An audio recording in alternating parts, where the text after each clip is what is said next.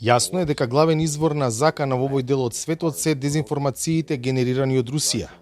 Тоа е проценката на Джеймс Рубин, човекот од скоро назначен да ги координира активностите на Стейт Департментот во справувањето со дезинформациите. Проценката на Рубин, која е во посета на Западен Балкан, е дека регионот е под силно влијание на манипулации, како што вели, лаги кои ги шират структури поврзани со Русија и со Кина. Би кажал дека просторот овде е сериозно затруен пред се од руски дезинформации. Претседателот Путин мислеше дека може да ја освои Украина и да ја подели Европа, но не успеа.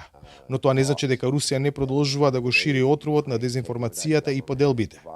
За оваа ситуација денеска разговарал со премиерот и со министерката за одбрана. Вели дека е добро што владиниот врв е свесен за овие проблеми и во земјава.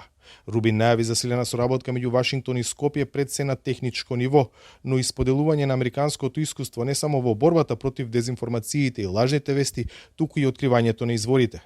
Рубин смета дека Србија е една од главните бази од каде тргнуваат дезинформациите и манипулациите поврзани со регионот.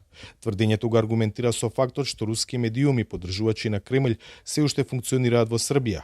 Ваквото влијание според него има ефекти врз диалогот Приштина-Белград. Не сакаше да зборува за процесот на уставни измени, дали тоа може да биде цел на дезинформации. Запознат е со политичките тензии меѓу Скопје и Софија, кои може да бидат пречка на патот на Северна Македонија во пристапувањето кон Европската унија.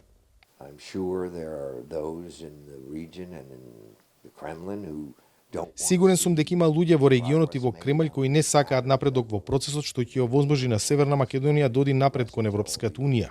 Сигурен сум дека седат некаде и размислуваат што да преземат за да направат проблем.